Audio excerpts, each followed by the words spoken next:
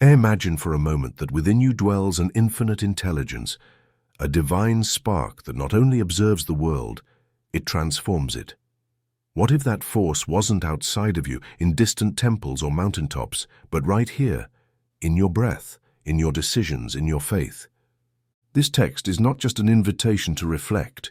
It is a profound call to awaken, to remember that you are the channel through which the invisible becomes visible, the eternal becomes action, and the divine expresses itself through every word, every gesture, every step you take. Inspired by the timeless principles of Napoleon Hill, this journey will guide you through a transformative understanding of the true power that lies within. This is not about religion. It's about consciousness. It's about aligning your mind, your heart, and your actions with the infinite source of creation. Get ready to see your life through new eyes, because when you act as if God were within you, the entire universe begins to respond. We live in an age where millions of men walk each day as if they were independent entities, separated from any higher source of power, confined within the limits of their intellect, their fluctuating emotions, and their material resources. This perception is not merely mistaken, it is a silent surrender of the highest privilege ever granted to the human being, to act as a conscious channel for an infinite intelligence that resides within. This generation, whether due to ignorance or flawed education, suffers the consequences in practical terms. Men who could transform industries, uplift nations, or restore order to their very homes find themselves reduced to paralysis, doubt, and dependence on the will of others. This book was not written for those seeking emotional comfort or fleeting affirmations to lift their spirits for a few hours. This book is addressed to the reader who has understood, even if only in a rudimentary way, that true change in life does not come from the outside world, but from the degree of internal alignment with a source of wisdom and action that transcends the limits of the personal ego. Whoever reads these pages must be willing to undergo a rigorous process of mental re-education, to discipline their thoughts, to reorganize their way of acting, and above all, to irrevocably renounce the illusion that they are an isolated being destined to survive on the strength of a disconnected human will. The central thesis of this work is precise, logical, and fully verifiable by anyone who applies it. When a man acts as if God lives within him, he not only reorganizes his internal structure, but also sets in motion a series of practical effects in his environment. Effects others may attribute to chance, to luck, or to innate talent, when in fact they are the natural consequences of a higher cause.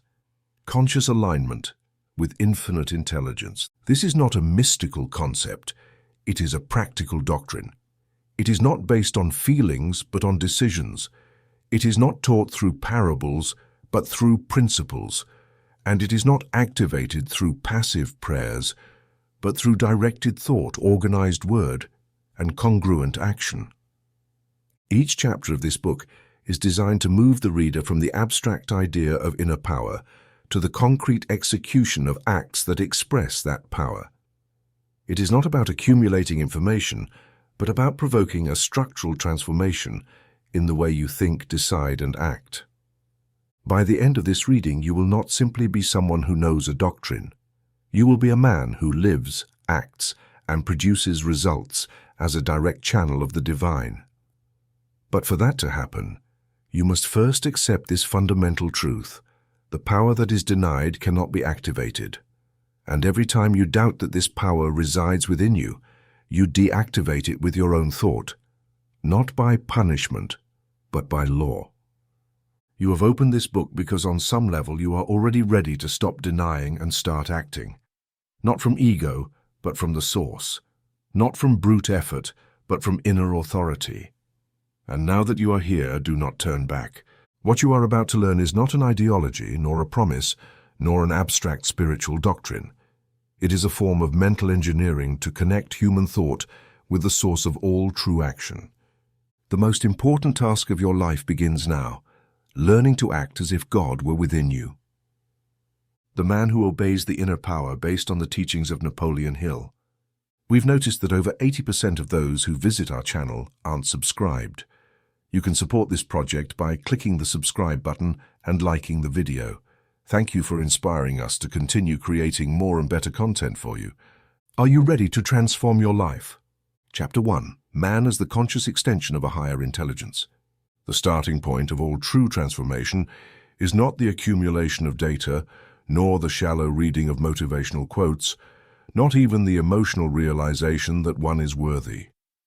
The true beginning lies in the rational, full, and uncompromising acceptance that the human being is not an isolated entity in the universe, but a conscious extension of a higher intelligence, one that has been granted to him not to be passively admired, but to be actively executed on the physical plane. This premise allows no debate for those who desire results. It must either be accepted as an operative truth or rejected with the predictable consequences of acting without source or superior direction. From the very moment man becomes aware of himself, he is faced with a choice: to act as a limited creature or as a channel of an unlimited mind. That choice is constant, daily, and expressed in every thought he holds, every word he speaks, and every action he performs. There is no neutrality here. Man either lives aligned with his higher source or disconnected from it, and the difference between the two states is revealed through tangible results. The former advances with calm power, while the latter crawls through doubts, contradictions, and repeated failures. This higher intelligence is not some distant, inaccessible entity subject to the whims of esoteric rituals.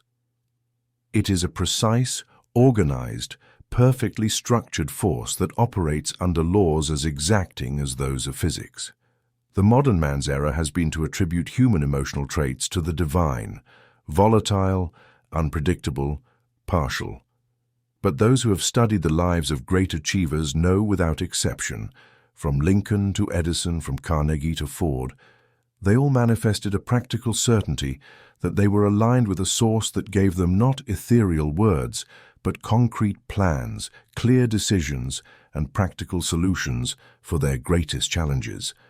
A man disconnected from this higher source becomes a slave to his own emotional reactions. His mind is not a compass, it is a sail. It changes direction with the winds of circumstance. His decisions are born from urgency, not principle. His will is fragmented, his attention scattered. In that state, it matters little how hard he tries, how many books he reads, or how many techniques he learns. Without connection to the divine, his action is empty of power. Human will alone, no matter how strong, cannot equal the coordinated action of a mind aligned with an intelligence that knows the past, the present, and the future implications of every decision. On the other hand, the man who rationally accepts that he is a conscious extension of the divine begins to operate from an entirely different foundation. He no longer looks to the world to determine his value. He no longer waits for perfect conditions to act. He no longer seeks external validation to move. His center is no longer outside. It is within. And that center is not a fleeting feeling, but a grounded conviction, reinforced by the daily practice of living in alignment with that higher source. In that state, the man's mind does not ask for permission, it executes. His body does not wait for motivation, it responds. His words do not waver, they become law to his environment. Let it be made clear, this alignment is neither automatic nor permanent. It is not enough to desire it. It is not activated by a passing emotion. It demands deliberate and disciplined practice. The mind must be trained to reject noise and hold its focus. Thought must be guarded like a sentinel watches the gates of a temple. The body must be led not by impulse, but by instruction that flows from a higher consciousness. This practice is not comfortable, but it is exact. It does not promise instant relief, but it guarantees sustained power. It does not seek to avoid effort, but transforms that effort into a vehicle of fulfillment, not empty struggle. Therefore, the reader must prepare for structural change. This is not about adopting a new belief, but establishing a new identity. That identity is not a concept, it is a continuous operation. The man who acts as a channel of the divine does not live by emotion, but by purpose. He does not decide based on fear, but based on direction. He is not defined by his circumstances, but by his inner alignment. This is the foundation upon which all that follows will be built. Without it, everything else is noise. With it, everything else becomes a resource. This is the reader's first duty to accept, without romanticism and without evasion, that he has lived fragmented, misaligned and reduced to a way of operating disconnected from the power that dwells within him. And from that acceptance, to commit to restoring the connection, not as an occasional practice, but as a way of life. The task is demanding, but the result is unquestionable. Man ceases to be a variable and becomes a cause. He stops reacting and begins creating. He stops depending and starts leading. He stops seeking and begins manifesting. Because he no longer acts by himself, he acts as a conscious extension of infinite intelligence. And that, as we will see in the following chapters, changes not only his destiny, but the entire environment in which he moves. Chapter 2. The principle of unity between mind, will, and action. Most men fail not because they lack talent, nor due to a scarcity of resources or absence of opportunities, but because of a constant dissociation between what they think, what they desire, and what they execute. This inner fracture, invisible to the naked eye but devastating in its effects, produces a life marked by contradictions, regressions, aborted decisions, and inconsistent results. Man thinks in one direction, desires in another, and acts according to external conditions. This incoherence is not merely a personal flaw, it is a structural violation of the order that governs human effectiveness. Every true manifestation of power, whether in the physical, mental, or spiritual realm, emerges from unity. A train moves forward because all its cars are aligned and driven by a single energy source. An army conquers because its strategy, execution, and conviction march as one. In the same way, the human being can only operate with sustained effectiveness when his thought is aligned with his will, and both forces converge in congruent, decisive, and persistent action. In the absence of this unity, what occurs is waste. Waste of mental energy, of precious time, of physical resources, and above all, of spiritual potential. The human mind holds the capacity to conceive with extraordinary breadth. It can imagine ideas, projects, scenarios, models, and solutions that do not yet exist in the physical world. But this capacity holds no value unless it is accompanied by a will capable of selecting one of those ideas and sustaining it against all external or internal interference. Will is the force that concentrates, filters, and directs, and it is precisely this force that lies atrophied in most men who let themselves be ruled by fluctuating emotions, by the opinions of others, or by adverse conditions. Without will, the mind is just a flashlight spinning in every direction, without illuminating any clear path.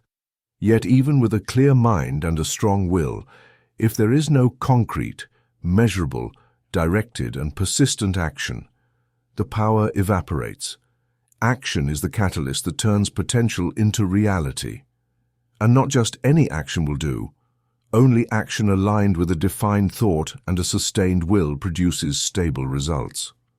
Erratic activism, doing for the sake of doing, moving without direction, changing without method, is as useless as paralysis. True action, the kind that transforms, is born of inner unity, a mind that conceives with clarity, a will that sustains with firmness, and a body that executes with precision. The reader must understand that this unity is neither natural nor automatic. Modern society has deliberately fragmented man. He has been taught to think one thing in theory, to desire another in his emotions, and to act according to circumstances or impulses. This division has been normalized to such a degree that many believe they can progress in life without internal order. But experience proves otherwise. Results are unstable, energy runs dry, goals dissolve. and the individual grows frustrated when his efforts yield no success. It is not due to a lack of capacity, but to a functional incoherence between his three operational centers: thought, will, and action. That is why anyone who wishes to act as if God dwelled within him must begin by restoring the unity of these three levels. He cannot allow himself to think one thing, desire another, and do something else. Each day, each project, each decision must be a manifestation of alignment. Clear thought. What exactly do I want? Firm will. I am willing to sustain this direction without wavering. Congruent action. What am I executing today? What reflects this intention? This is not a theoretical reflection. It is a daily practice. It is the central training of the man who acts from inner power, and it is what distinguishes the creator from the reactor, the director from the improviser, the builder from the dreamer. It is also essential that this unity not be reserved only for major decisions or extraordinary projects. It must be applied to the everyday. How you rise in the morning, how you speak, how you respond to setbacks, how you organize your time, how you correct a mistake. In each of these acts, your inner coherence is at stake. If your thought, your will, and your action are aligned, even the smallest gesture becomes an expression of power. But if they are divided, even the noblest project becomes chronic frustration. It is not about the magnitude of what you do, but about the coherence with which you do it. Man does not fragment by accident. He fragments by habit. He has learned to live divided, and therefore he can also learn to unify himself. Unity is a discipline, not an inspiration. It is the result of observing oneself, correcting oneself, and reorganizing one's internal structure with rigor. No emotion can replace this discipline. No reading can substitute it. No external technique can implant it. It is the work that each must do with himself day by day until that unity becomes second nature. And once it does, the man no longer needs to push himself. He is driven from within. He no longer needs motivation. He operates from the source. He no longer seeks results like a beggar. He produces them like a creator. With this, the reader now holds the second pillar of the structure we are building. The first was the acceptance that he is not an isolated being, but a conscious extension of higher intelligence. The second is the understanding that to operate from that power, he must unify himself internally. From here onward, every teaching will aim to strengthen that unity, to protect it from interference, and to channel it toward tangible results. Because only the unified man can act as God on earth, and not out of arrogance but in obedience to the universal principle of order. Chapter 3, The Inner Source. Not mystical but logical and active, there exists a deeply rooted confusion, cultivated over centuries of misinterpreted dogmas and an education system that separates man from his own creative capacity. The belief that the higher power dwelling within the human being operates in mystical, indecipherable, or whimsical terms. This belief has contributed more to passivity, indecision, and emotional dependency than any other form of ignorance. Man waits for a sign, a feeling, or a revelation before he acts, instead of understanding that the inner source does not operate like an oracle, but as a structured, rational system that can be activated through defined principles of function. To correct this erroneous view, one must understand that the higher intelligence operating in man is not an emotional force. It is an organizing one. It is not activated through pleading, but through alignment. It does not respond to desperation, but to clarity. It does not guide through feelings, but through rational direction. Its operation resembles more the laws of physics than human emotions. Therefore, the first step in channeling it is not to pray, not to wait for a miracle, not to enter altered states of consciousness. It is to think clearly, decide firmly, and act precisely. That is the true form of contact.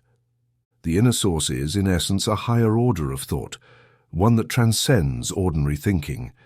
It is not a magical voice speaking in inspiring phrases, but an intelligence that arises when mental noise is eliminated, and rational structure is restored. This source does not speak like a prophet, it functions like a principle. And like every principle, it only manifests when it is obeyed. Whoever seeks direction from this source while maintaining chaotic thoughts, reactive emotions, and erratic actions is not seeking guidance. They are feeding an illusion. For this higher intelligence, far from rewarding confusion, only operates where there is clarity, purpose, and mental order. One of the reasons so many fail to access their inner power is because they search for it in all the wrong places. They expect to find it in intense emotional experiences, in moving phrases, or in environments laden with symbolism. But true access requires no special setting. It happens the moment thought aligns with the action that must be executed. It happens the instant the mind ceases its dispersion and focuses in a single direction with sustained will. At that point, the higher intelligence manifests not as something external arriving, but as something internal activating, not because it was summoned, but because it was obeyed. This must be understood with absolute precision. The source is not a mystery to be unraveled. It is a logical structure to be respected. Its conditions are clear. It requires defined thought, firm intention, and aligned action. It does not tolerate prolonged contradictions. It is not activated by doubt, nor does it manifest in confusion. When man is internally divided, wishing one thing, fearing another, and doing a third, that source remains inactive, not as punishment, but due to functional impossibility. One cannot channel a current if the pipes are broken. Likewise, one cannot channel higher power if the mind is fragmented. When a man reorganizes his mind according to the laws of clarity, concentration, and persistence, he begins to experience what others call intuition, divine direction, or spiritual clarity. But what is truly occurring is not mystical. It is logical. The higher source expresses itself as a natural consequence of mental order. Just as electricity does not arrive by desire, but by proper connection, this source does not manifest through emotion, but through system. It makes no exceptions. It does not respond to empty pleas, and it does not intervene arbitrarily. It activates only when conditions are exact, and that is the secret so many ignore, waiting for signs when they should be building structures.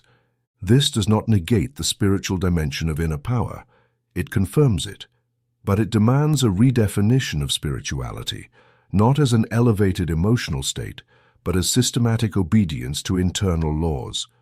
The spirit does not manifest through ecstasy, but through structure. The soul is not liberated by euphoria, but by direction. And the divinity in man is not discovered through passive contemplation, but through ordered thought and decisive action. This is the core of a practical, rational, and applicable spirituality. A spirituality that produces results, not theories. A spirituality that builds bridges, buildings, industries, and destinies, not empty temples or sterile philosophies. Therefore, the reader who wishes to act as if God were within him must abandon every mystical concept of that force and begin treating it for what it truly is. A superior mental structure, active, logical, precise, and fully governed by principles of cause and effect. It is not magic. It is law. It is not the privilege of a few. It is accessible to anyone who chooses to operate from that logic. And it does not require years of abstract preparation, but minutes of clear obedience. Contact with the inner source is immediate as soon as contradiction ends and aligned action begins. Everything else is an excuse disguised as spiritual seeking. So stop waiting. Stop looking for signs. Stop preparing endlessly. The source is within. It does not require invocation. It requires execution. Act from order. Decide from clarity. Think from purpose. And the higher intelligence that dwells within you, not as a visitor but as origin, will activate. Not with promises, but with results. Because its language is not words. It is consequences. And its presence is not measured by what you feel, but by what you produce. Chapter 4.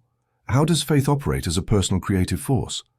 The word faith has been stripped, by vulgar use or emotional interpretation, of its true operational meaning.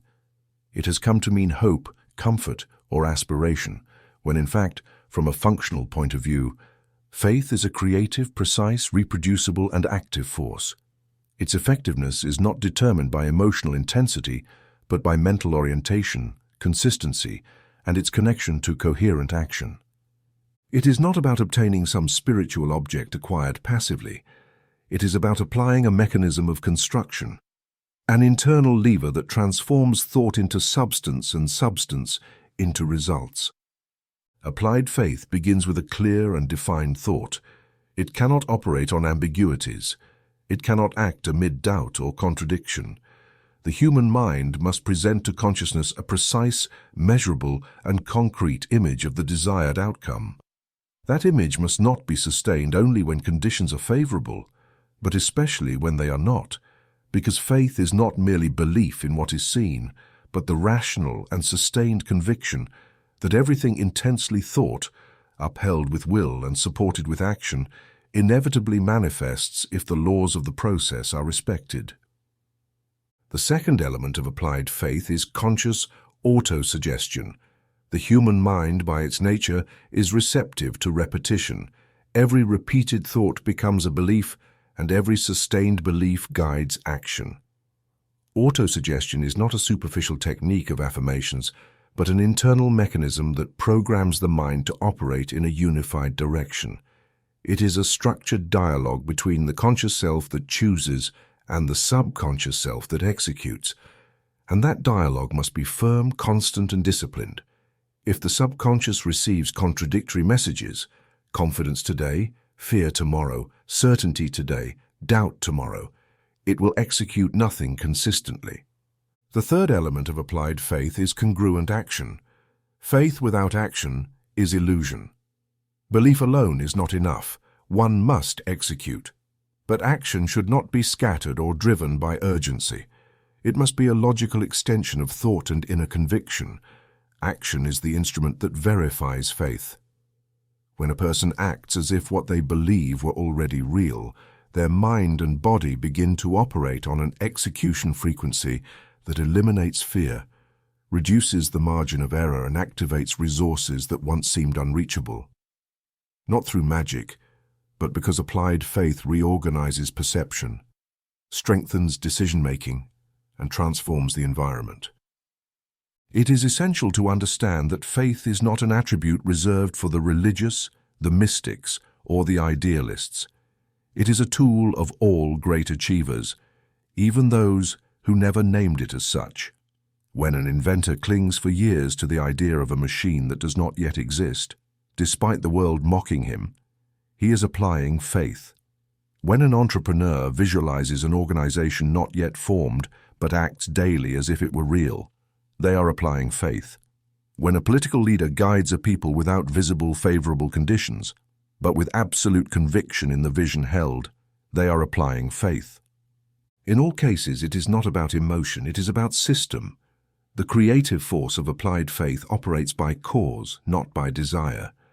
And that cause is organized thought, a mind that knows what it wants, that disciplines itself to sustain it, and that moves toward it without distraction, activates within itself a source of energy not drawn from muscle or external circumstance, but from alignment with a higher law. That energy reorganizes actions, guides decisions, and produces results that others may call miracles, but are in truth the natural consequence of conscious principle application. This is the faith that transforms, not the faith that waits, the faith that builds, not the one that wishes, the faith that executes, not the one that begs. Therefore, the practice of faith must become a daily discipline. It is not enough to understand this principle intellectually. It must be exercised, repeated, and integrated into the operational structure of each day. The mind must receive clear commands, the will must sustain them, and the body must act accordingly. When this triad aligns, faith becomes the most powerful engine a person can use to shape their destiny. And it does so silently, without spectacle, without needing external approval. Because true faith does not need validation, it manifests. It does not need explanation, it produces. The reader who desires stable, lasting, and growing results must abandon the idea of faith as an emotional resource. One must embrace it as a mental strategy, cultivate it like a muscle, apply it like a law, and commit to practicing it even when everything around contradicts the vision. Because applied faith does not submit to appearances, it transforms them. Practical exercise #2. Conscious autosuggestion and training in applied belief. This exercise has one main purpose: to train the mind to sustain a defined thought until it becomes unshakable conviction, and eventually congruent action. It is recommended to carry it out for 7 consecutive days without omissions. Draft the guiding thought. Choose a specific, clear, and measurable goal that represents a desired outcome in the practical realm. Write it in an affirmative and present tense phrase. Example: I increase my monthly income to X dollars through the disciplined use of my skills. Condensation and memorization. Repeat that exact phrase silently or mentally 5 times upon waking, 5 times at midday, and 5 times before sleep. During repetition, visualize the goal as already achieved and observe what kind of daily actions align with it. Contradiction log. Keep a small notebook or card with you. Each time during the day that a thought arises contrary to your affirmation, "This is hard, it's not possible, I've tried before," write it down. At the end of the day, rewrite your affirmation with greater firmness in response to each contradiction. Daily aligned action. Repetition alone is not enough, you must act. Each day, identify one action, however small, aligned with your affirmation. Carry out that action deliberately and record the outcome, not to judge its success, but to build congruence. Review and persistence. After completing 7 days, evaluate the level of certainty you've gained about your affirmation. If conviction is not yet automatic, repeat the exercise with adjustments. Autosuggestion is not one-time magic. It is a cumulative method. Its power is built through repetition, consistency, and correction. This exercise is the operational foundation of applied faith. Practice it like a scientist testing a formula. Do not expect to feel, expect to verify. And once verification comes, you will begin to act not as someone trying to believe, but as someone who already knows. Because at that moment, faith will have ceased to be an idea and become a creative force. Chapter 5. Discipline, Decision, and the Elimination of Contradictory Thought. The mind of man, by its very nature, is neither passive nor neutral. It is an organizing force that, if not clearly directed and subjected to a precise regime of mental discipline, generates a constant flow of scattered, contradictory, and thus ineffective thoughts. This dispersion not only halts progress, it systematically nullifies any attempt at sustained manifestation.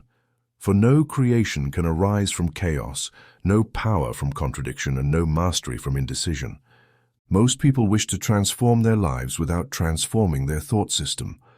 They long for new results, but continue cultivating the same doubts, the same fears, and the same hesitations that have shaped their past failures. At the root of this problem lies the absence of mental discipline. One cannot think in terms of power and simultaneously entertain thoughts of powerlessness. One cannot decide a direction and still contemplate alternatives that undermine that decision.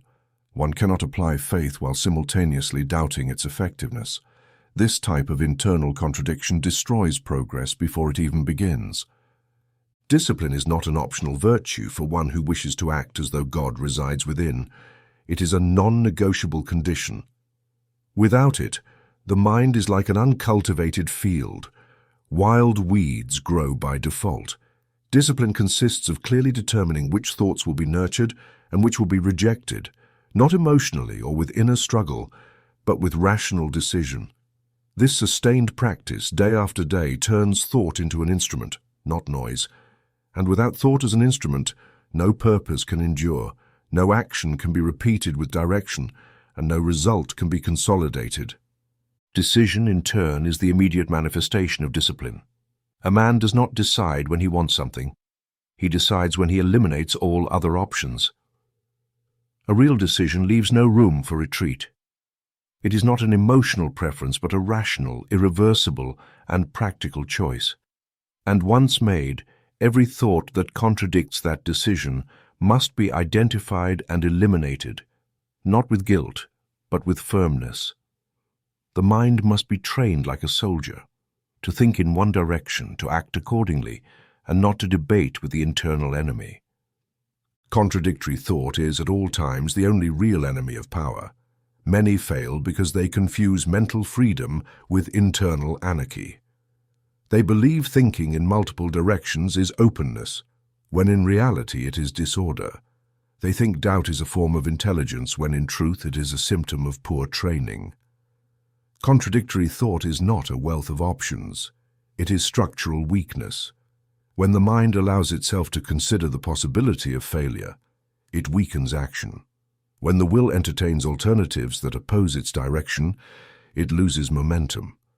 And when the body acts with hesitation, the result is mediocrity, no matter the effort invested. The disciplined man is not the one with the most strength, but the one who has reduced his internal operating system to a coherent, clear, and non-negotiable line of thought. He thinks according to his purpose, speaks according to his decision, acts according to his plan, and everything that deviates from that line is corrected immediately. This is the structure of inner power that allows higher intelligence to manifest without interference, because the channel is clean, the thought is clear, and the decision is firm. In this state, no excessive effort or constant motivation is required. Internal order becomes external strength. It must be understood, contradictory thought does not vanish on its own. It must be systematically replaced. This is done through the conscious repetition of aligned affirmations, constant vigilance of inner dialogue, and the persistent execution of actions congruent with the chosen direction. It is not about fighting negative thoughts, but about neutralizing them through saturation with directed thought. This practice, demanding at first, becomes automatic over time, and once it does, man no longer needs to control his mind. His mind has been retrained and operates under principles of unity, direction, and obedience. The structure of mental discipline is simple, but not easy. It requires daily vigilance, constant review, and ongoing adjustments. It demands the elimination of all tolerance for self-deception, all emotional justification for inaction, and every distraction that diffuses energy. But its reward is absolute, a unified mind, an unbreakable will, and an execution capacity that turns thought into result with mathematical precision. That is the true manifestation of inner power, and it is only possible when contradiction is eliminated, decision is consolidated, and discipline is cultivated as a way of life. Therefore, if you wish to act as though God were within you, begin by disciplining your mind as one who trains a sacred instrument. Do not allow thoughts that contradict your direction. Do not speak words that weaken your purpose. Do not execute actions that deny your conviction. Be consistent, firm, and exact, because higher power only manifests in clean structures, and the human mind, to be a channel of that power, must be transformed into a structure of precision, not a battlefield of opposing ideas. Decide, discipline, execute, and everything else will align to serve that direction. Chapter 6. The body as an instrument of organized thought. It is a serious mistake to consider the human body as an entity separate from thought. Such a common view, found both in philosophical schools and misinterpreted religious practices, has led to the neglect of the body as if it were a burden or obstacle to higher development. But the reality is exactly the opposite. The body is the final executor of thought. It is the tool without which no conceived purpose, however lofty, can be transformed into reality. To disconnect thought from the body is therefore to dissociate the cause from its means of manifestation. The body does not think for itself, but acts under the impulse of thought. This truth, far from being metaphysical, is practical. Any idea that does not translate into muscular movement, physical expression, or executed work remains potential and does not alter reality. Consequently, if a man wishes to live as an active channel of higher intelligence, he must understand that his body is not a container nor an obstacle, but an instrument that must be disciplined, trained, and governed by his conscious mind, not as a slave to whims but as a soldier serving a cause. There can be no internal congruence if the body does not cooperate with the mind.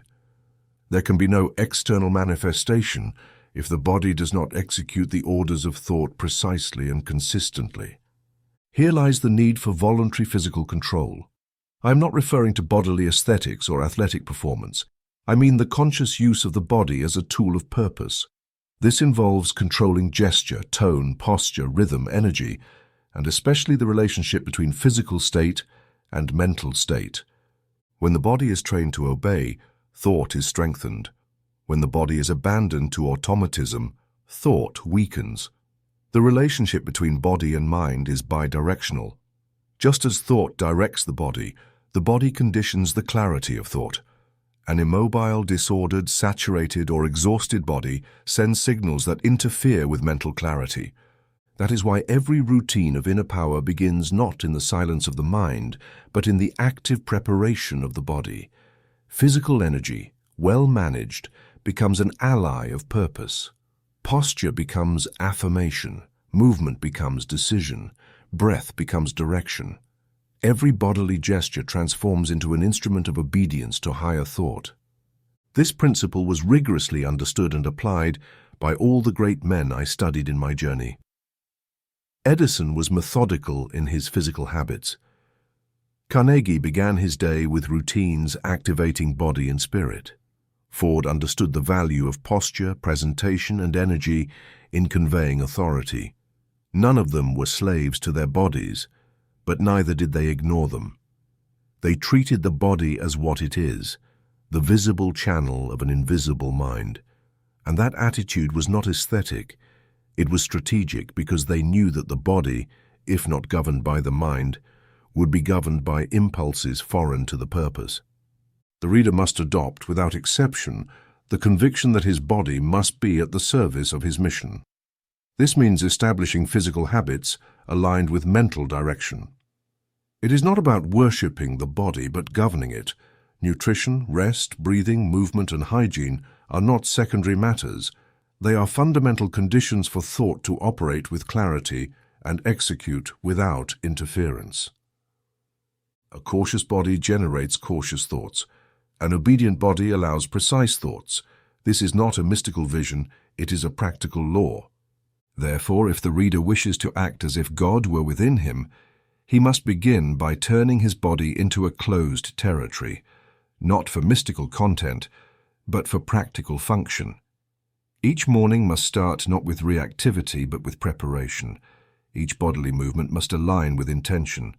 Each habit must be evaluated according to its contribution to or obstacle against the purpose, because where there is physical obedience, there is mental clarity, and where there is mental clarity, power executes without deviation. Practical exercise. Number 3, morning preparation routine, body and mind in active obedience. Objective: to establish a morning sequence of bodily activation that aligns the body with the dominant thought of the day. This exercise must be performed daily for 21 uninterrupted days. Its aim is not aesthetics or performance, but internal governance. 1. Begin with directed breathing. 5 minutes. Inhale through the nose in 4 counts. Hold for 2 counts. Exhale in 6 counts. Repeat for 5 minutes. This pattern activates the parasympathetic nervous system and reduces mental noise. During exhalation, mentally repeat your guiding thought for the day. Example: today, I execute with clarity and determination. 2. Conscious body mobilization, 10 minutes. Perform a simple series of joint movements and stretches, paying attention to each gesture. The goal is not effort, but awareness. Each movement must be an act of will, not automatism. Visualize opening channels of physical obedience to central thought. 3. Affirmation posture, 3 minutes. Stand with spine straight, shoulders open, jaw relaxed, and gaze steady. Maintain this posture silently, visualizing the desired outcome for the day. It is not a posture to show off, but to internally program the attitude you will maintain in every interaction. 4.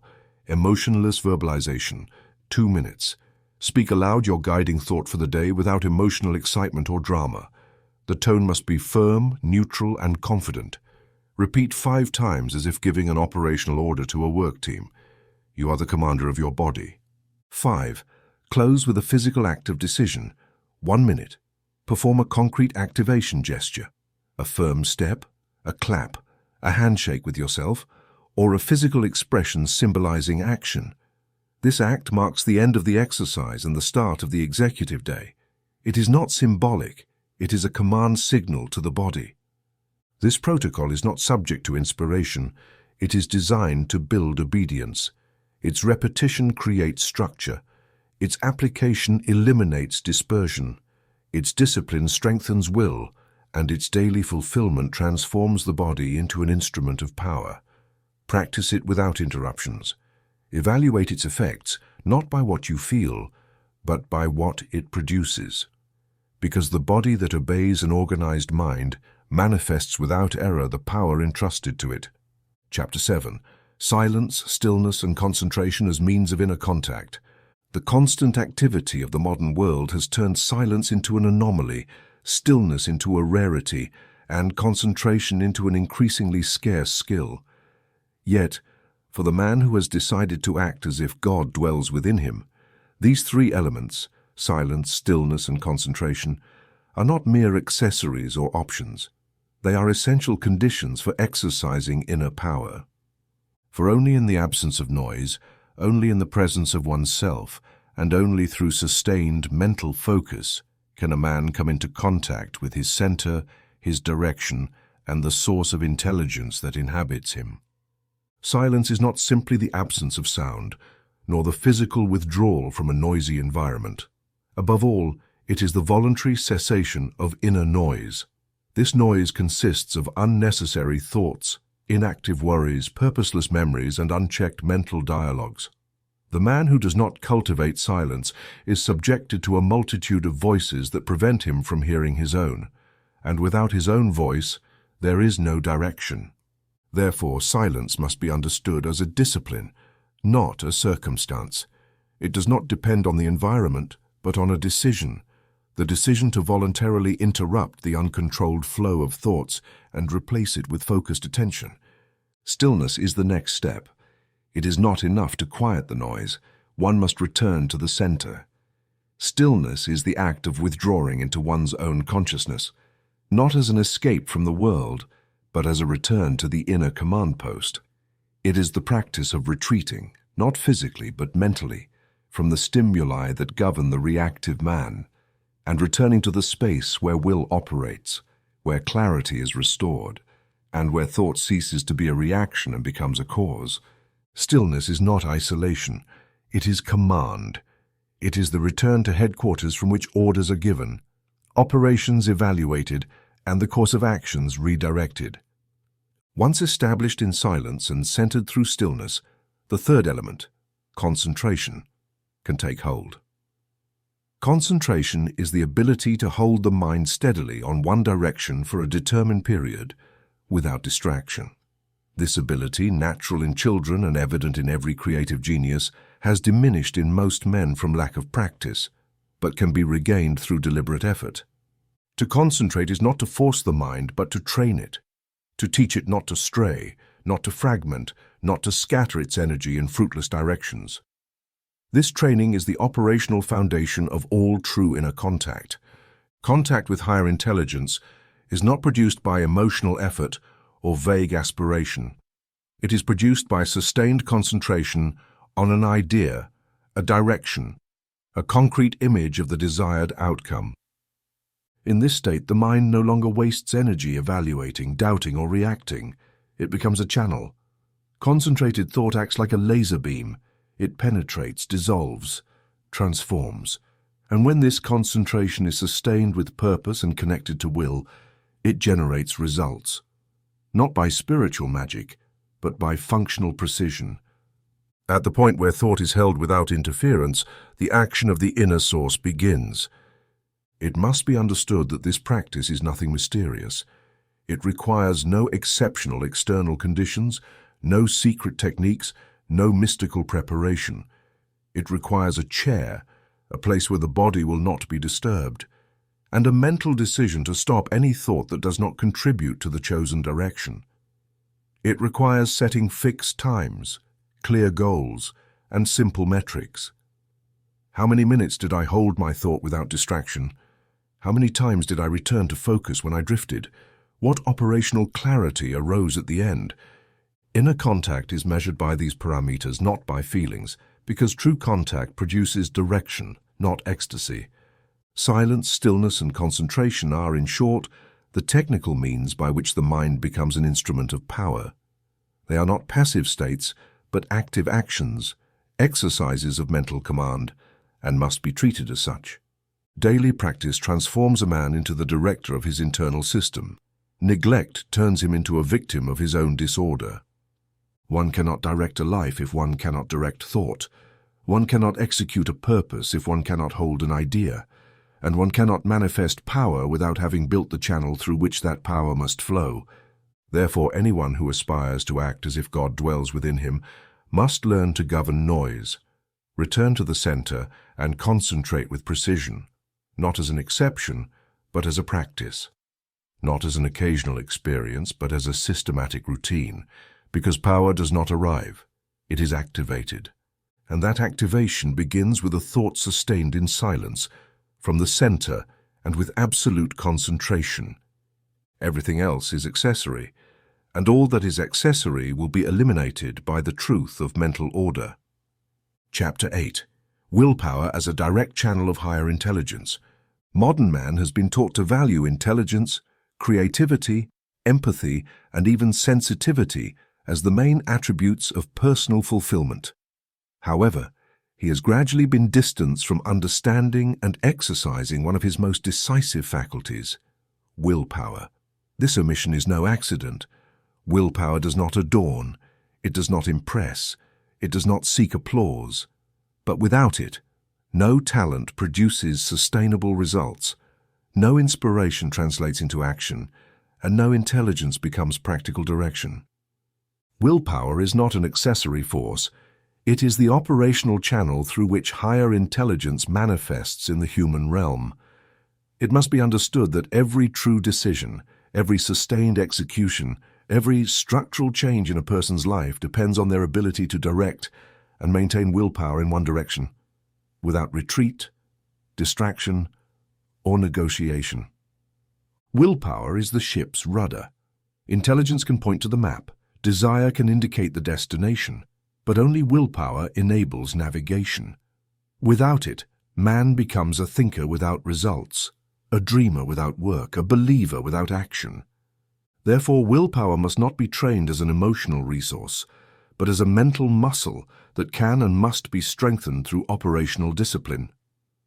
Willpower is not the same as desire. Desire fluctuates, reacts, responds to stimuli. Willpower chooses, sustains, executes.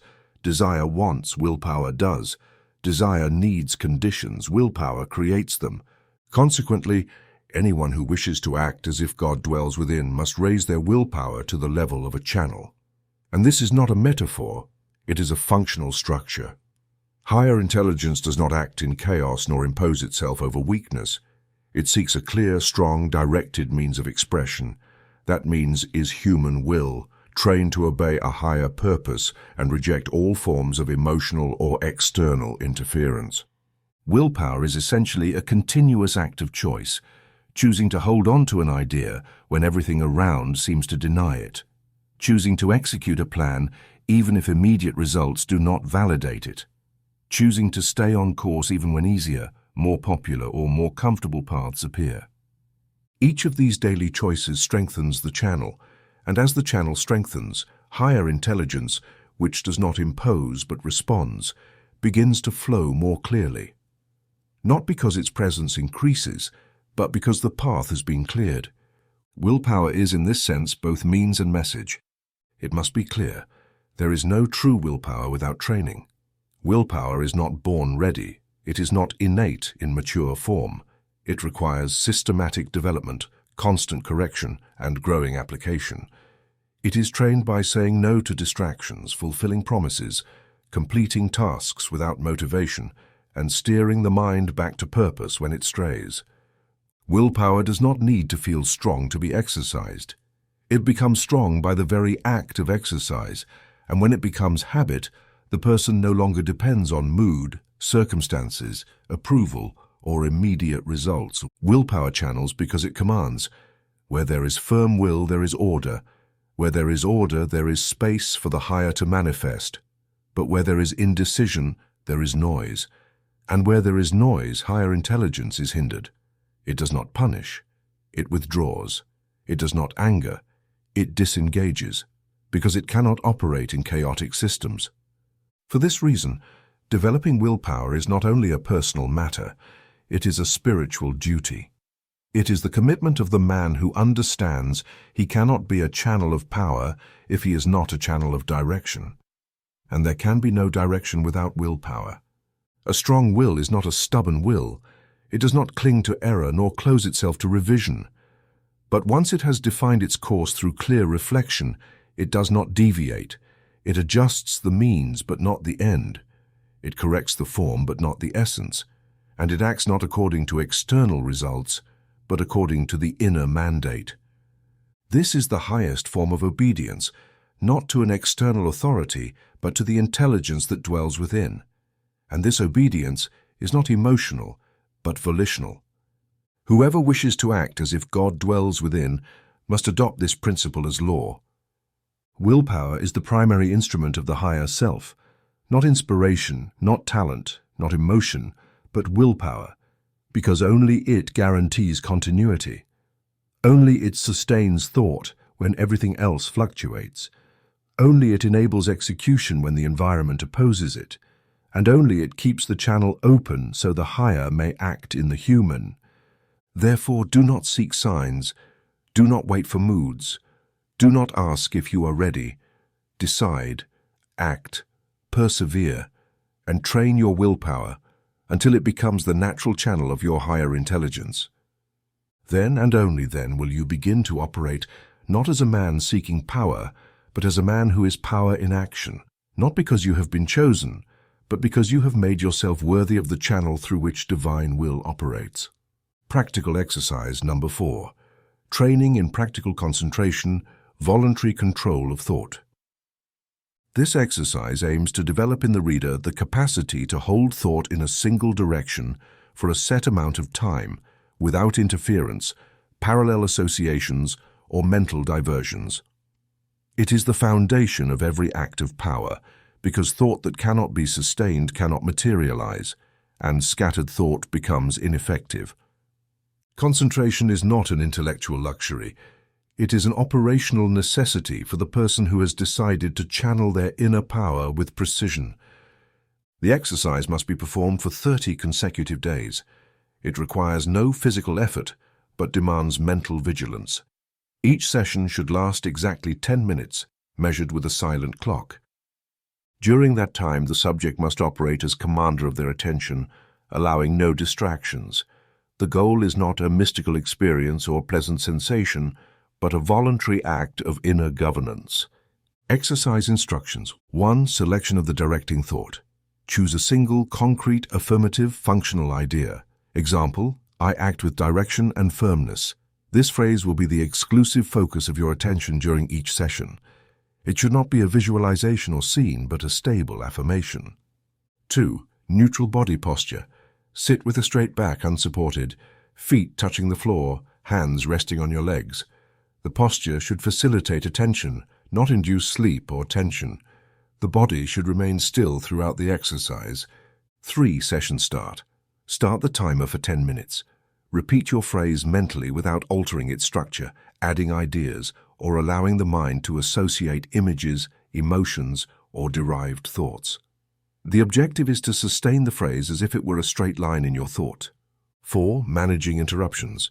Each time you detect an unrelated thought, involuntary association, or distraction, mentally note it as a deviation and immediately return to the phrase. Do not judge yourself. Do not get frustrated. Do not analyze the deviation, just register and correct. Power lies in the return, not in perfection. 5. Session end. When the 10 minutes finish, stop the exercise and record 3 data points in a notebook. A. How many times did you stray? B. What type of thoughts tried to enter? C. Did you manage to sustain focus longer than the previous day? 6. Weekly review. Every 7 days, review your notes and observe progress. If the number of deviations decreases, your concentration is strengthening. If it remains or increases, adjust your environment. Eliminate distractions or reconsider if your directing thought is clear and challenging enough. This exercise is not intended for relaxation or mental pleasure.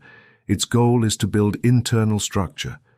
A mind that can hold a single thought for 10 minutes without straying can sustain a project for years without abandoning it, can hold a vision amid conflict, can hold a decision when all around pressure urges retreat, and that capacity is not taught, it is trained. Therefore, practice it rigorously. Do not skip it, do not alter it, do not turn it into an emotional experience.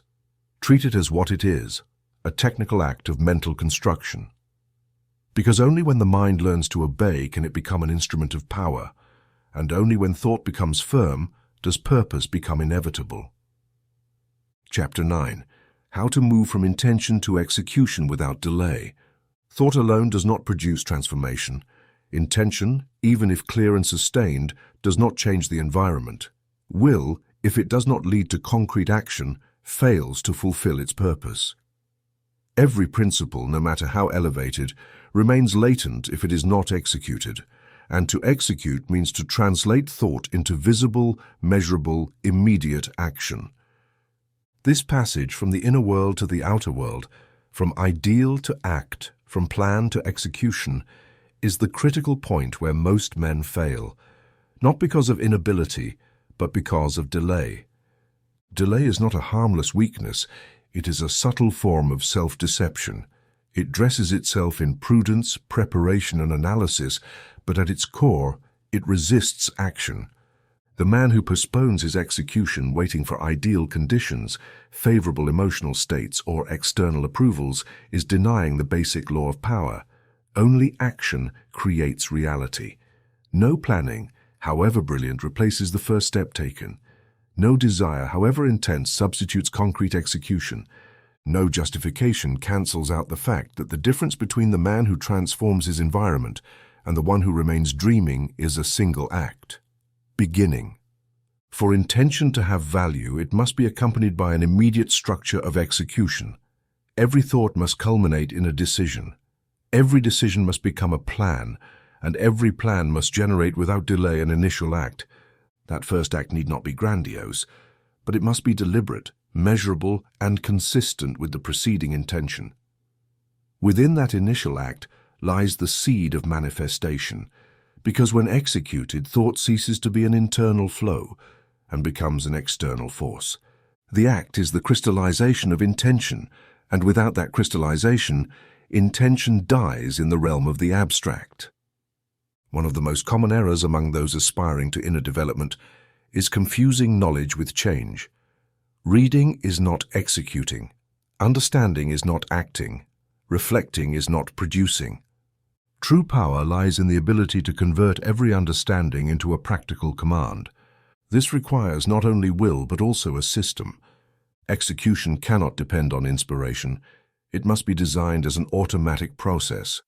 Think, decide, act. Without pause, without unnecessary debate, without negotiating with fear or doubt. Action does not wait for mood to follow. Action imposes itself on mood. This dynamic, moving from intention to execution without delay, is only possible when a man has re-educated his mind to eliminate the gap between thought and act. In most, that gap is filled with excuses, memories of past failures, emotional interpretations of the environment, or the illusion that time is on their side. But time does not respect passivity, and energy does not wait. Each time execution is postponed, energy diminishes, clarity weakens, and direction dissolves. Therefore, acting promptly is not recklessness. It is obedience to the original impulse of creative thought. it must be stated firmly. He who does not execute does not believe. Faith without action is a contradiction. Will without movement is an illusion, and desire without an initial step is self-deception. The man who understands this does not allow delay, does not wait for signs, does not seek external certainties. He transforms intention into execution as the sun transforms command into movement. This discipline eliminates anxiety because the mind stops contemplating possibilities and starts producing results. Action stabilizes, execution focuses. Progress, however small, strengthens direction. This does not mean acting without a plan or executing without method. It means executing the plan from the moment the decision is made. It means designing actions that can be done immediately without requiring future conditions. It means turning each day into a platform for execution, not a waiting disguised as preparation. The man who acts with this logic stops talking about what he will do and begins to build without words. His life becomes evidence of direction, not a promise of intention. Therefore, the reader must practice an inviolable rule. Whenever a clear intention arises in the mind, he must immediately identify a concrete act that expresses it and execute it before the mind begins to debate. This act may be minimal, a call, a note, a step toward the project, but it must be done without delay, because in that act, not only is thought expressed, but the muscle of execution is trained. And when that muscle strengthens, the man becomes unstoppable, not because he has everything figured out, but because he no longer postpones. And where there is no postponement, there is power. Thus, moving from intention to execution is not a matter of impulse, emotion, or mood. It is an internal structure that is built, a way of operating that is trained, an obedience to the principle that action, and only action, is the ultimate validation of every idea. He who does not act does not transform. He who acts without pause cannot be stopped because he no longer needs external conditions to move. He has installed in his operating system the supreme principle of power. Think, decide, execute without pause, without doubt, without delay. Chapter 10. Planning, Persistence, and Accuracy as Expressions of the Divine Law. The universe we inhabit is neither a random nor chaotic phenomenon. It is governed by laws of precision, exact cycles, defined proportions, and unchanging structures. Nothing in its operation responds to chance, and everything in its dynamic obeys principles of order. From this observation, an unavoidable conclusion arises. If man desires to act as a conscious extension of that higher intelligence sustaining the cosmos, his life, decisions, and actions must be governed by the same principles of planning, persistence, and accuracy, not as an external imposition, but as an expression of internal coherence.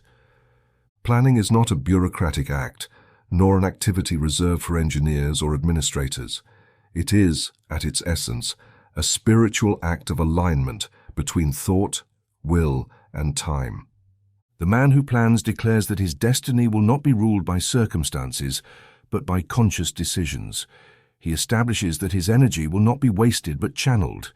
And above all, he defines that his life will not be a continuous reaction to the environment, but a construction directed by purpose. To plan is to create an execution map where every action has its place, time, and function. It is to say to the universe, "This is my direction, and these are my steps." Now, all planning is worthless if it is not accompanied by persistence, because even the most precise plans face changing external conditions. When that happens, only a persistent mind, a will trained to resist inertia, and a discipline built on sustained thought allow the execution to continue. Persistence is, therefore, the measure of applied faith. He who only acts while everything seems favorable is not committed to his direction, but to his comfort. And the universe does not reward comfort. It rewards continuity. The higher intelligence does not act on intermittent impulses, but on sustained will. The third element of this triad is accuracy. Just as divine law admits no approximations, neither should the man who acts as its channel. Accuracy in planning, expression, execution, and review is proof of inner mastery. It is not about rigidity, but clarity. It is not about absolute perfection, but deliberate structure. Every task must have a purpose. Every movement must have a reason. Every result must be measured against the plan. Where there is accuracy, there is power. Where there is chronic improvisation, energy is lost. Accuracy not only organizes, it purifies. Therefore, the reader must adopt this triad as a personal law. Every goal must be planned. Every plan must be executed with persistence, and every execution must be measured with accuracy. This system does not eliminate flexibility. It defines it within conscious boundaries. This system does not prevent adaptation. It orders it. And this system does not repress creativity. It assigns form, direction, and channel. He who wishes to manifest divine power in his practical life must learn to think like an architect, act like a builder, and evaluate like an engineer. Because the universe is built that way, and the man who wishes to operate with it cannot live in contradiction. Practical exercise. Number 5. Constructing a weekly plan aligned with principles of self-sovereignty. Objective: to establish a weekly operational structure based on conscious planning, persistent execution, and precise measurement as a reflection of higher order. Duration: 4 consecutive weeks. Repeated every Sunday in preparation for the coming week. 1. Define the weekly purpose. Set a main goal for the week, concrete, achievable, and aligned with your greater purpose. Example: consolidate the financial structure of my enterprise. This goal will be the gravitational center of all your planning. 2. Break the goal into operational tasks. Divide the goal into a maximum of 5 key tasks. Each task must be executable within the week and indispensable to achieve the central objective. 3. Assign precise time and sequence. Assign a specific day and time for each task. Leave no room for improvisation. This assignment must not be tentative. It must be exact, realistic, and non-negotiable, as if it were a meeting with the law. 4. Establish a daily execution routine. Set daily time blocks, at least 2, for deep work aligned with the plan. Each block must be reserved as a closed space for concentration and execution, without interruptions or distractions. 5. Daily review of compliance and adjustment. Each night for 5 minutes, review the degree of task completion for the day. Record 3 data points on a sheet. A. Which task was completed or not? B. What facilitated or hindered execution? C. What must be adjusted for the next day's execution? 6. Final weekly evaluation. At week's end, evaluate: A. Was the goal achieved? B. What level of persistence was shown in the face of obstacles? C. What degree of accuracy was maintained between plan and execution? Sustained practice of this exercise over 4 weeks reorganizes the mind, strengthens the will, and transforms a man into a conscious executor of his purpose. Self-sovereignty is not an abstract ideal. It is a concrete result built through exact decisions sustained over time and rigorously evaluated. Just as the universe leaves nothing to chance, if you wish to be a channel for its intelligence, you must not leave your life adrift. Plan with vision, execute with firmness, review with precision, and higher power will have no choice but to manifest through you. Because where there is structure, it operates, and where its law is executed, the result is inevitable. Chapter 11. Presence: how to influence without imposing, how to lead without speaking. In circles of true power, where decisions affecting nations, industries, and generations are made, influence does not depend on eloquence, titles, or even technical knowledge. Above all, it depends on presence. This is not a mystical quality or a gift reserved for a select few. It is the result of an inner order so firm, so exact, and so silent that it changes the environment without the need to impose itself. Presence is the outward manifestation of inner mastery, and that mastery is not proclaimed. It radiates. Many believe that to influence one must persuade, to lead one must speak, to be respected one must impose. This is a primitive view of power. True leaders, those whose mere entrance transforms the emotional and operational state of a group, do not need to shout, argue, or demonstrate authority. They exercise it from coherence. They have established within themselves a stable alignment between thought, will, and action, and this structure becomes a frequency. And that frequency commands not by force, but by resonance. Presence is not built through public exposure. It is built in disciplined solitude. It is not attained through interaction with others.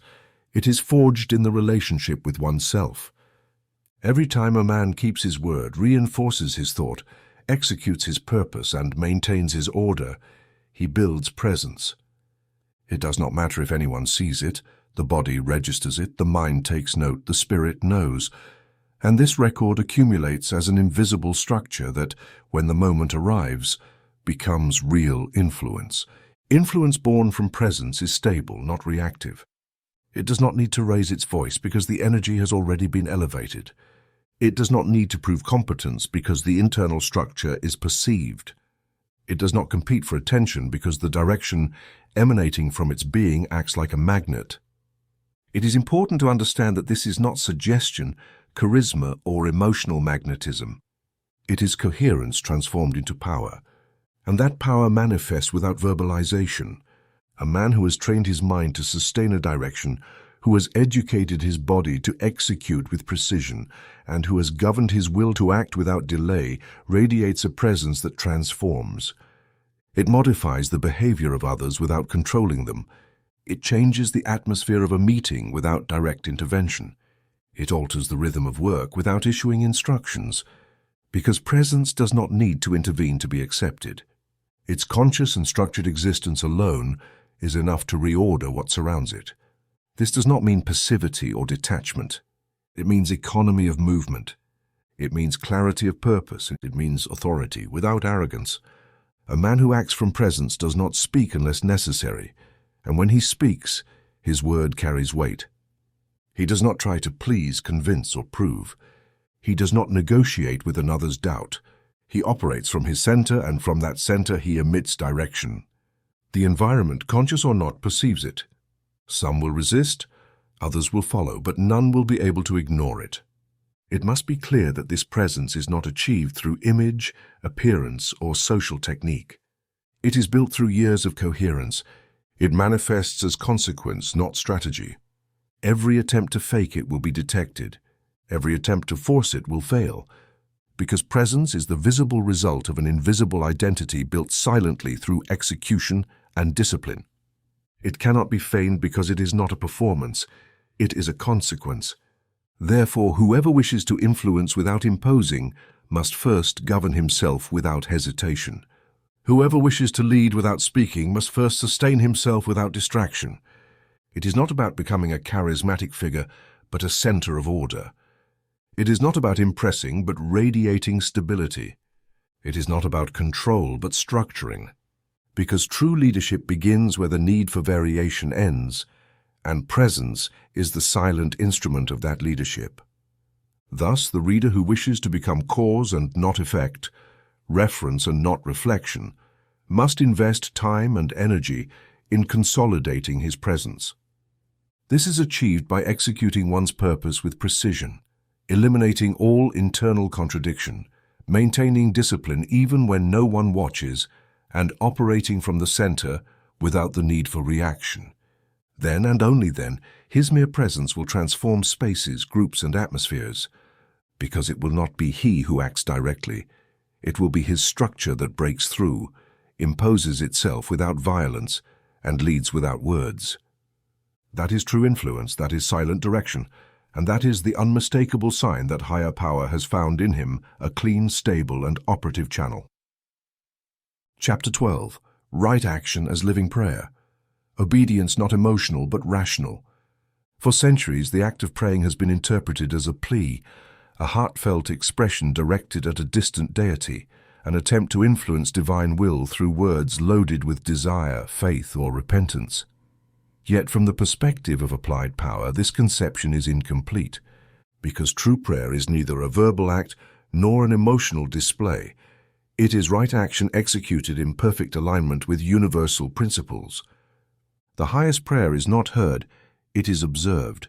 It is measured by its results, not by its intensity, and it is practiced not from need, but from rational obedience to a higher law. To obey does not mean to submit without judgment. It means to understand a functioning structure and to act within it voluntarily, consciously, and with discipline. Obedience born from fear is unstable. Obedience born from the desire for approval is superficial. Only obedience born from the rational recognition of a higher order can endure without deviation. This obedience seeks no reward, expects no comfort, needs no sign. It executes because it has understood, acts because it has decided, and persists because it has ordered its life according to principles that are not subject to emotional fluctuations. Right action, then, is that which expresses without distortion the inner direction of thought aligned with law. It is not the action that pleases others, nor that which produces immediate applause, nor that which justifies itself by the emotion of the moment. It is the action that responds to a higher cause, executed with precision, without delay, and without drama. Each time a man acts in this way, he is praying with his body, with his time, with his will.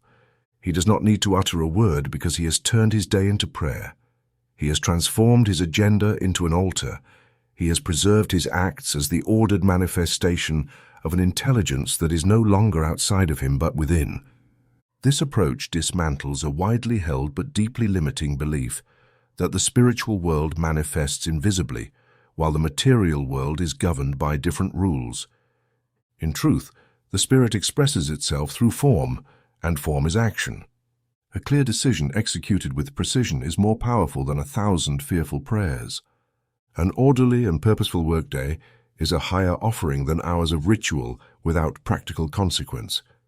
Not because action is superior to contemplation, but because action is its validation. What is not executed is not believed. What is not done is not understood. It is necessary, then, for the reader to abandon all forms of duality between the spiritual and the material, between the inner and the outer, between prayer and action.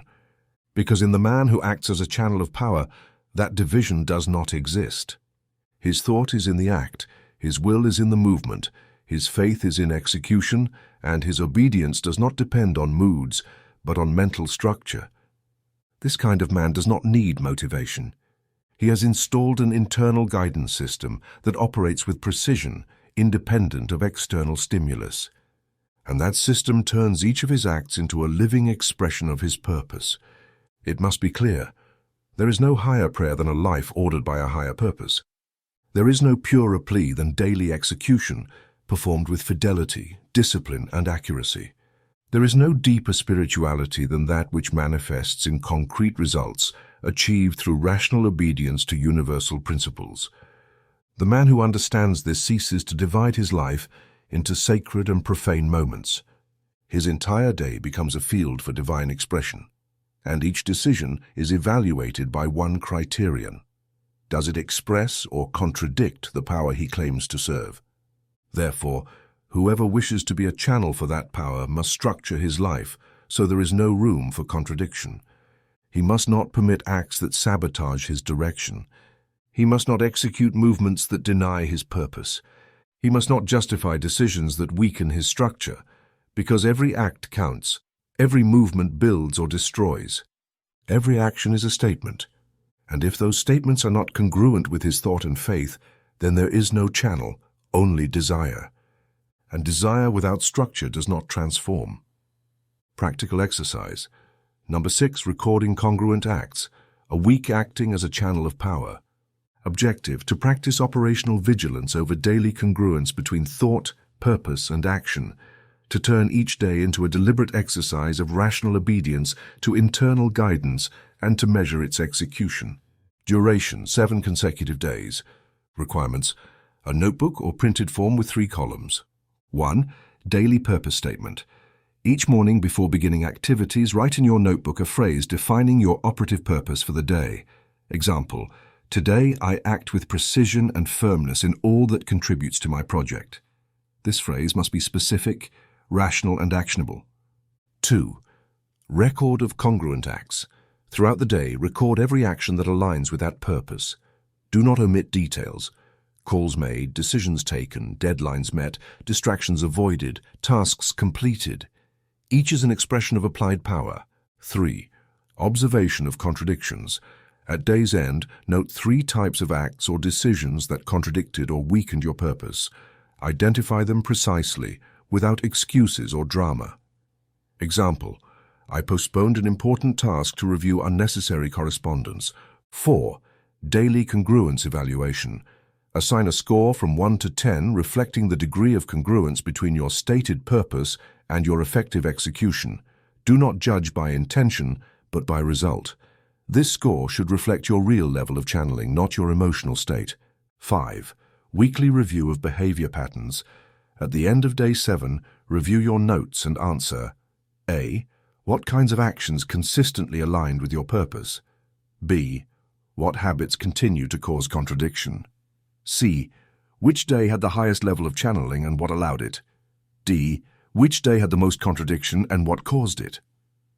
This exercise has one goal: to eliminate the illusion that one can live as a channel of power without measuring every act. To turn body, mind, and will into instruments of practical obedience, and to establish right action as a daily form of living prayer. Practice it rigorously. Do not deceive yourself. Do not negotiate with your contradictions, because the power you claim to serve only manifests where action, however small, is aligned with the law. Chapter 13. Inner Mastery as Man's Moral Duty Before His Creative Source. All real power, every lasting success, every work that stands on firm foundations rests upon one non-negotiable principle: inner mastery. This is not a philosophical ideal, nor an optional virtue, nor an intellectual category. It is an unavoidable moral condition, for the man who cannot master himself cannot fulfill his essential role as a conscious extension of higher intelligence. And when this functional link breaks, through inertia, weakness, or distraction, man loses not only his belovedness but his dignity. Inner mastery does not mean repression. It does not mean the negation of desire or the suppression of emotion. Above all, it means hierarchy. It means the mind governs the body, the will directs desire, and purpose rules over impulse. Without this hierarchy, the human being is reduced to a reactive organism, dominated by environment, habits, and fluctuating emotions. But when this hierarchy is restored and maintained, man becomes a center of gravity. His thought structures, his presence orders, his will creates, and his life expresses a direction that needs no explanation because it is evident in every act. This state is not the product of chance, temperament, or privilege. It is the result of training, and more importantly, the consequence of an ethical decision. The decision to obey the higher law that governs the universe through precision, order, and coherence. Inner mastery begins when a man takes full responsibility for his thoughts, emotions, words, and deeds. When he understands that no external stimulus justifies his reaction, no outside event determines his structure, and nothing beyond his will has the right to govern his mind. This attitude is not heroic. It is mature. The emotional child expects the environment to support, understand, and adapt to their state. The adult, on the other hand, structures his interior to be cause, not effect. He decides how to think, how to respond, how to act, even in adverse conditions. And that decision, repeated, sustained, and strengthened, becomes mastery, not as an occasional show of strength, but as a stable state over oneself. Inner mastery does not eliminate difficulties, it moves through them. It does not prevent emotions, it orders them. It does not deny impulses, it directs them. This is the difference between superficial control and deep governance. The first holds only while there is no pressure. The second activates precisely under pressure. True mastery is demonstrated when the environment pushes toward chaos and the man remains in order. When criticism surrounds him and he continues on course. When temptation sets traps and he holds his plan. When doubt besieges him and he refuses to negotiate with his faith. It is in these moments that the universe recognizes a channel capable of operating its law, not for the theory preached, nor the image projected, but for the structure maintained when everything around collapses. Because in that structure, In that persistent decision to obey the higher order even amid chaos, man honors his creative source, not with rituals, not with words, but with deeds. And those deeds are the moral proof of his spiritual maturity. It must be clear, this mastery is not perfect.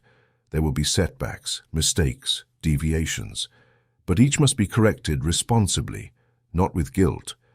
The man who masters himself does not punish, he corrects. He does not justify, he adjusts. He does not lament, he restructures, because his life is not a series of emotions but an architecture under construction.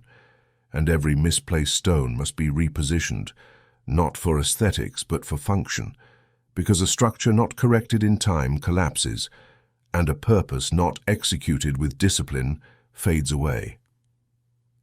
Ultimately, inner mastery is the highest expression of respect for the source that created him. For only a structured being can channel structure. Only a being who governs himself can govern circumstances. And only a being who is not divided within can manifest a power that by its nature admits no contradiction. The universe operates in laws, and the man who wishes to operate with it must become a law unto himself. Therefore, if the reader has understood the teachings contained in this book, he can no longer delegate his destiny to external conditions. He can no longer justify his hesitations on emotional grounds. He can no longer postpone the building of his mastery under the excuse of being in process. He must assume his function as a channel of power, and that function demands mastery. It demands obedience to order. It demands congruence between what he thinks, what he says, and what he executes, not as occasional effort, but as a way of life. Because the man who has decided to act as if God dwells within him has forever renounced disorder, excuses, and mediocrity, not because he seeks superiority, but because he has recognized his responsibility. And that responsibility is not optional, it is moral, because the source that created him does not ask for worship, it asks for manifestation. And manifestation is only possible when the channel is clean, the system is ordered, and the will executes with precision. That is mastery. And that mastery is the highest form of applied faith.